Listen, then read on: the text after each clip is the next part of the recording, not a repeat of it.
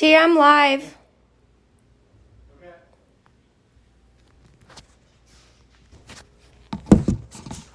Okay. Hi. I think we have Heather, cousin Heather. How are you?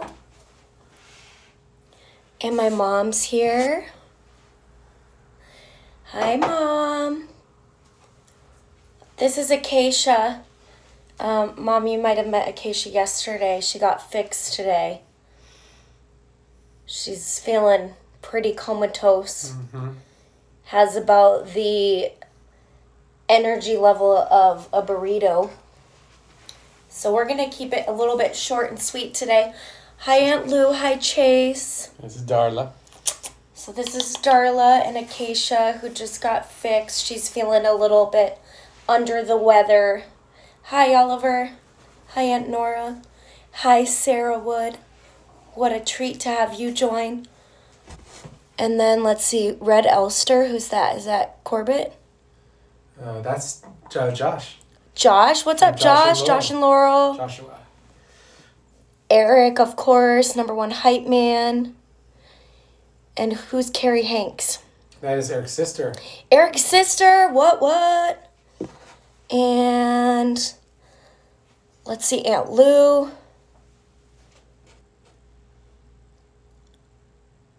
Well, awesome to have you all here with us. Let's see. Just going to get these little pepperonis situated in the bed, and then we will get started.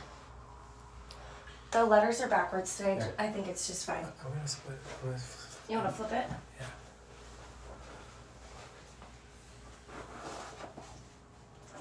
There you go, buddy. There you go. Here you go, darling.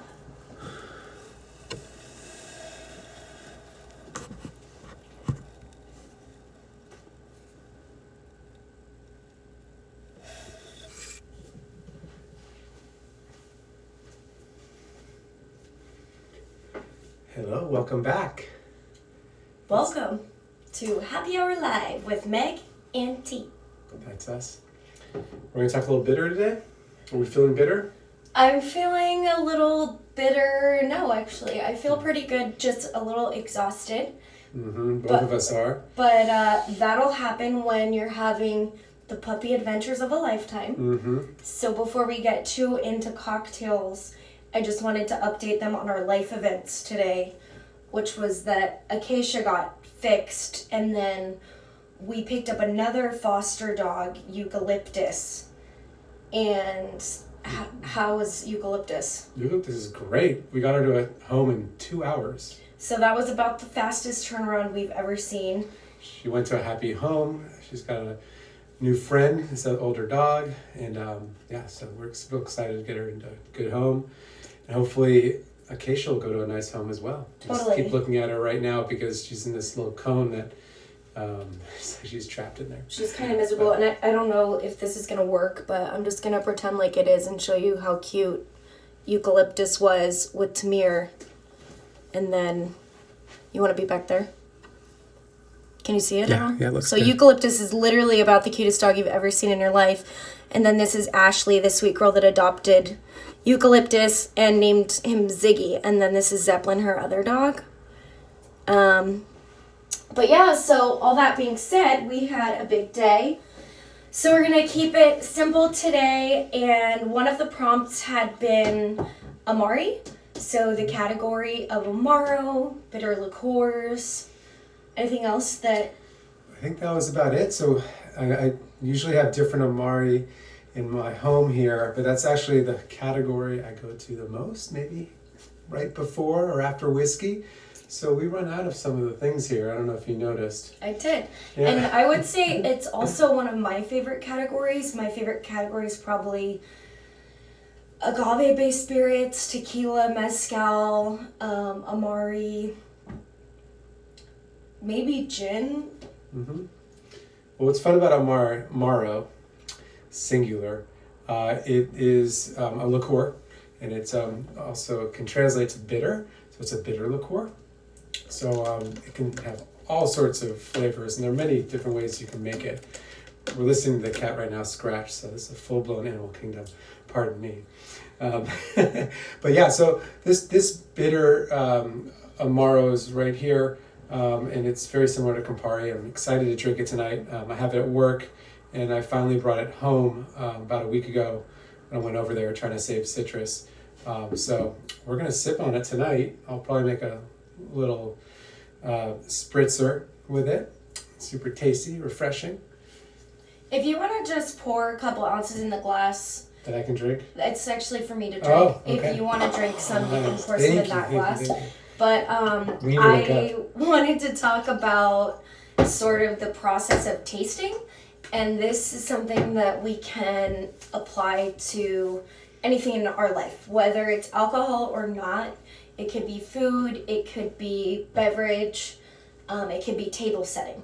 But I think the general rule is that we taste first with our eyes, and then with our nose, and then with our mouth. Mm-hmm. So I'm just gonna bring this over so they can get a little bit of a closer look at it. It's such a beautiful color. It's got this bright orange to it. Yeah, so the color is really exquisite and kind of matches Tamir's rug. And if you hold it over like a light background like that, you really see those kind of gold, amber, tiger's eye tones. And then at this point with wine, we might look for what they call the legs, which is kind of like the little, the drips around the glass. Like when it's wine, sometimes it'll have more body and the legs will move differently. Sometimes with thicker liqueurs and such, it might also move differently in the glass. Oh, Aunt Nora, thanks for the compliment. So that would be the seeing part, and then you smell it. And for me, when I'm smelling this, I'm getting a lot of green grass and caramel.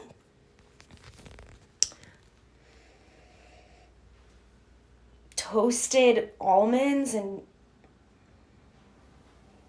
some baking spices, maybe like brownies and blondies. I know there's vanilla in here too. Do you want to see what you smell? I already added a little ice cube to wake it up a little bit. It's very vegetal to me too, on the nose. And when I say that, I'm usually thinking green, like dark green bitter. Somebody's asking what we're drinking, so I'm just going to show this again. So this one is Liqueur del Serene, and it has this really beautiful kind of lady figure, mermaid, on the drawing. I find that a lot of the Amaro and bitter liqueur bottles have really beautiful and distinct artwork.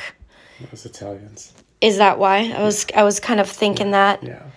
But yeah, so now we're smelling it, and then after we've seen it and smelled it, then we taste it. Mm-hmm. So. And I just to rewind a little bit, what we're tasting here, it's a bitter orange liqueur, so it's only 24% alcohol, so it's light, but it's got a lot of flavor to it. 23. 23. I'm so sorry. Campari, I think, is normally about 24, so about right. Ellen's here. Hi, Ellen. Hi. Yeah, so now that we've smelt it, we're going to taste it a little bit. Yeah, go ahead. Okay.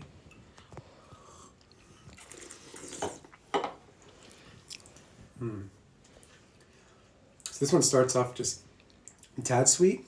It's not too heavy, but all that bitterness just comes right inside.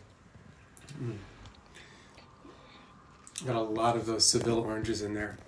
I was reading up on this a little bit, and it's got cinchona bark, which is what makes quinine or your tonic water. So I definitely got that a little bit. It gives a really nice bite. It's pretty strong with that too.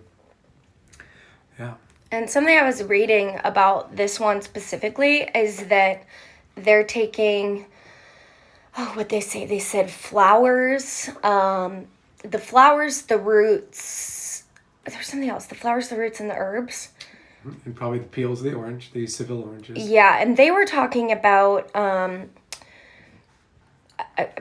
wish I had it to read it to you right now, but the flower flavors, I want to say of the Americas, and then the roots of the European countries and the herbs of somewhere else. But now it's my turn to taste it. And again, I'm smelling that like green grass, we hazelnut caramel, bright orange citrus fruit.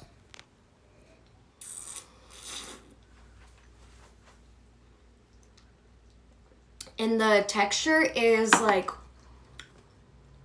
it's more fluid than like a cough syrup or a liqueur, but the flavor is so concentrated. So when you taste it, it's a little bit of a flavor blast. So I'm sort of interested to see what happens if I try this one that Tamir put an ice cube in. Yeah.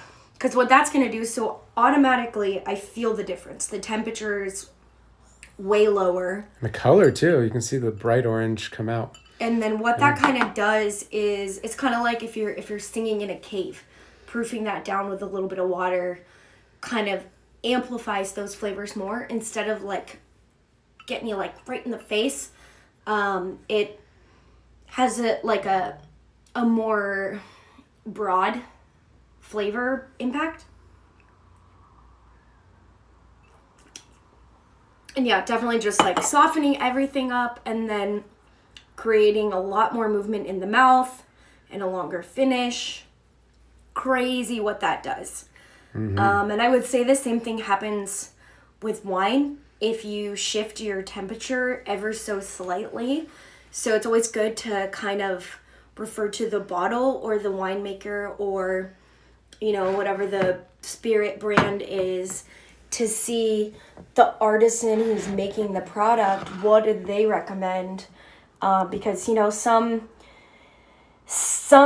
like red wines, Pinots, people want them like tempered just a little bit cooler than room temperature, and you might find, you know, certain grape varietals that really opens up the flavor.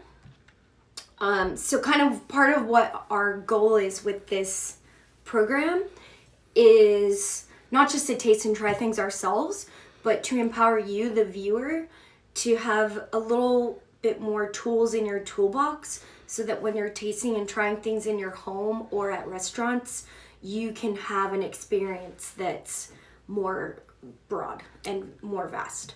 Yeah. Anything you want to add to that? Yeah. And basically you can utilize a bottle like this, which is kind of like a mini cocktail in a bottle already, and you can open it up different ways. You know, you might like it neat, just like this. Somebody might say, this is fabulous. But then if that same person who thinks this is great, they might not like this. It might seem too thin. Or the person who might not like this the first time, if I just serve them like this with a little water and a little cold, they might say, wow, this is the best thing I've ever had. So you can do different things with just water. It's just to start. And you might prefer it different ways, just on different days or different moments. Like right now I'm wearing a sweater and my temperature's a little hot. So I'm not surprised that I responded better to the chilled spirit. But there might be times where we're sitting around a fire and I'm cold in the winter and it's snowing, and that spirit just neat might really do the trick. I might even heat up a glass and put it in a warm snifter glass, and you could do that by, like, if it was at the restaurant, I would pull the little red tab on the coffee machine thing. But if it was here, I might just bring some water to a boil on the stove, and then you could pour water in any kind of glass. Something that's a snifter or has like a more bulbous shape tends to work well, and you put the hot water in the glass, kind of swirl it around till it brings the temperature up, and then you put your booze in there, and that again would kind of open up a lot of those aromatics. But something I love to encourage people to think about is that beverage for me is like fashion.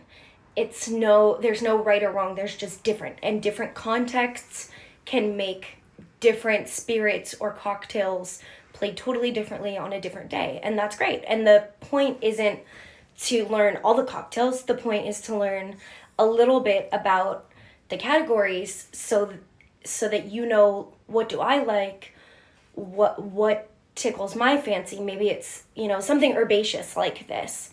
Maybe it's something sweeter, or maybe it's something more spirituous. But then once you know that about yourself, when you go out and about into the world, you can use those kind of clues to help the bartender point you towards an experience that you're going to love. Beautiful. I think it's spritzer time. Perfect. Who's had an Aperol Spritz before? I'm sure most everybody by now has. This is by far much better than Aperol Spritz. This has so much more flavor to it. So we're just going to, instead of using Prosecco, I'm going to use soda and this liquor de serine. Aperol actually has a lot less alcohol to it. We were talking about Amari a little bit, and within the Amari category, you'll have bitter and aperitivos, and they're very, very similar. This bitter just has a little more alcohol, like Campari, and Aperol can be like your lighter version of that. There aren't any hard rules with that, but once you see that on the bottle, the aperitivo or bitter, you kind of know the aperitivo is a little lighter and the bitter is a little stronger. Usually it's just more concentrated flavors, which is what is lovely out of this, and why we add a little bit of ice to wake it up. And then another great way to drink it is stretch it out really long with some soda water and the bitter. I'm going to use a whole 2 ounces because I have a big glass here. It's also a lower proof spirit. Yeah. So if 1.5 ounces is the normal shot for someone, with something like a bitter liqueur or an Amaro, 2 might kind of get them going where they want to be. Absolutely, yeah. You can almost do the math. A shot of vodka is 40% alcohol, and if I do a shot of this with 24%, you can basically say it's like a half a shot, maybe just a little more than a half a shot. 23. Yeah, 23. You keep correcting me. It's okay. Good. All right, but yeah, so I'm bumping up to 2 ounces only because this glass is bigger, and I want to get a little more soda and stretch out this drink a little bit. If you're wondering why I pour the alcohol and the soda first before the ice, is I might get a phone call right now and have to run away. And if I have the ice already in here, like a lot of people are instructed to put the ice first. The reason why I don't put the ice until I'm actually ready to drink it is because I don't want it to melt. And this actually applies in the bar too. So where I work, we don't add the ice to last. Also, I kind of know how much I got here. It's so funny how this looks like beer. It does look a lot like beer, and it matches your ice bucket. Boom. Oh, yeah, Ooh. yeah. Fizzy time. Hey. And how did you do that? It's like the perfect amount that it didn't overflow. Yeah, it really looks like beer. Like a super pro. One more? No. Beer with ice cubes. All right. Honestly, if I had an orange, I would love to peel a little orange on it. Have bright citrus. It's really lovely. But here on quarantine, resources are limited. We have a grapefruit.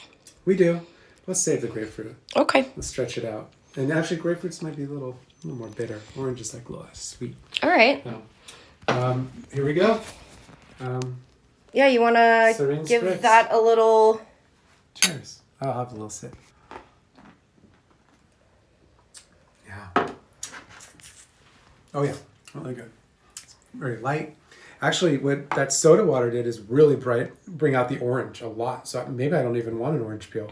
That's crazy. It really, the orange comes through so much more, where if you drink it out of this little glass that you had, this little neat glass, it seems so much more vegetal. It's very green, and just all the sweet orange comes out really well. So again, we're seeing... Oh, I put it in selfie mode, but that's okay. So back to our model of seeing first, smelling, and then tasting.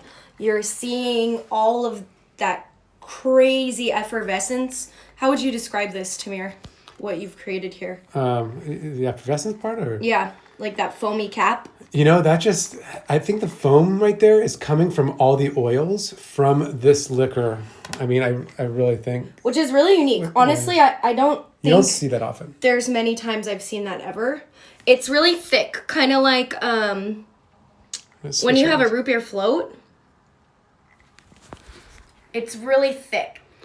And even, I want to top it off more so they can see it. Do it. Drink. No, it's not. It's fine. And it's when experimental it really time. happened too is when he dropped the ice in, right? Yeah, that that looks like a little orange Julius, as people like to always call this. Which is section. actually one It's of so my creamy. mom's best and secret recipes. You can see that foam right there. That's this has been fun. It's a little experimental day. But yeah, you don't see this with Campari at all. So this is a good experiment right here. And probably some of that's because they're not using any artificial ingredients. So they're using all real fruits, herbs, flowers. Yep, and they're using a lot of it. And when you do that, you just get a lot more of those dense oils in there. And yeah. So, okay, and then so we're seeing it. So we see that really viscous foam cap. And then the color almost goes from like a white, creamy saffron down to that kind of like, it's kind of like greenish yellow down here now, which is really interesting. Definitely no artificial flavors. And tastes like, for me, it tastes like a spring day, like a horse riding in a field at sunset. Mm-hmm. And I could definitely enjoy this, maybe sitting around with my aunts on the porch, maybe as the sun sets in Arizona, a horse riding by. I would definitely say it's an all-season kind of spritzer, though. Definitely, because some of those herbaceous notes can kind of lend themselves towards fall spices, baking spices a little bit, that vanilla.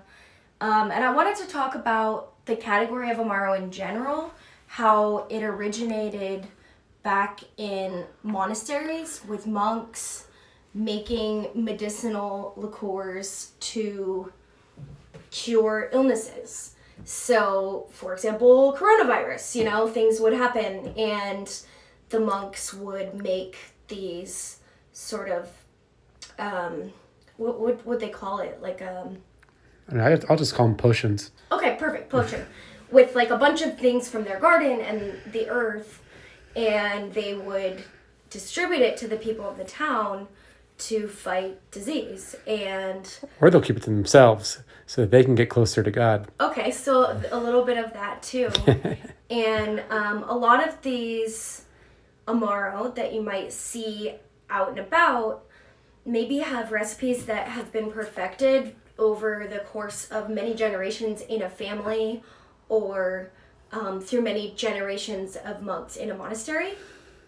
So it's pretty cool once you look into some of the history behind some of the brands. I think the reason why it's a harder category for people to come around to the flavor of is that there's so much going on. So, for example, vodka, a lot of people might have a vodka cranberry as an early drink in their 20s, and it doesn't taste too dissimilar from cranberry juice. So that's easy, but something like Amaro is a lot more nuanced and complex. And I think that has to do with the fact that these flavors have been layered for years and years and years, and it's part of what makes the category so fun to explore, because this one, I think they said it has like 46 botanicals, something like that. 24. I forget. But there was, let's call it 36 botanicals. So maybe they have 36 botanicals, and on the other end of the spectrum, there's another, bitter liqueur that has 36 botanicals. They're going to taste totally different because the potion in this one is so different from the potion in that one. So that's part of why I love the category so much. Is there anything else you want to say about the origin of the category? I can't think of anything right now. Okay. If you have any questions, though, please let us know right there in the comments. You can also direct message us. I don't think I tried this one. I'll try please. It. Those little sips really help wake me up. Just about 20 minutes ago, I was feeling like this. It's exactly how I was feeling. So this is the little cutie. And I was also feeling just like that.